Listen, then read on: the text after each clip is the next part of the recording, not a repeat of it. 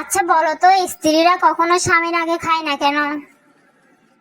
এটাও জানো না, স্ত্রীরা স্বামীকে জান্নাত মনে করে তাই। আসলে তা না, স্ত্রীরা বিজ্ঞান মেনে চলে। বিজ্ঞান মেনে চলে? সেটা কিরকম বুঝলাম না। বিজ্ঞানীরা কোনো কিছু তৈরি করলে আগে বান্দরের উপর পরীক্ষা করে। আমার সাথে কিছু হলে তুমি ঘটককে গালি দাও, ঘটক কি তোমার মাথায় কামড় দিছে? ঘটক রে গালি দিব নাকি আদর করব? সেই বেটাই তো তোমারে আমার গলায় ঝুলাই দিছে। পাশের বাসার ভাইয়া ভাবিও তো ঝগড়া লাগে, ভাইয়া তো কখনো ঘটককে গালি দেয় না। পাশের বাসার ভাইয়া কিভাবে গালি দেব? ওরা তো লাভ ম্যারেজ করছে, নিজেরা নিজেদেরই গালি দেয়। এই বাপের বাড়ি যাবো, টাকা দাও।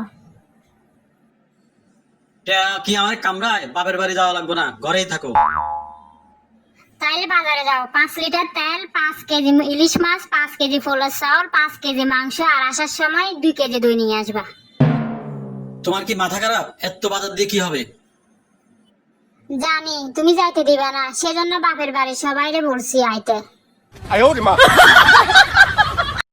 তুমি এতই মৃত্যু বলেছিলে বিয়ের আগে রানী করে রাখবে, আর এখন পুরাই চাকরানি বানিয়ে রেখেছো। মিথ্যে কোথায় বললাম? আমাদের আগের কাজের মেয়েটার নাম ছিল রানী, আমি তো তার মতোই রেখেছি তোমাকে।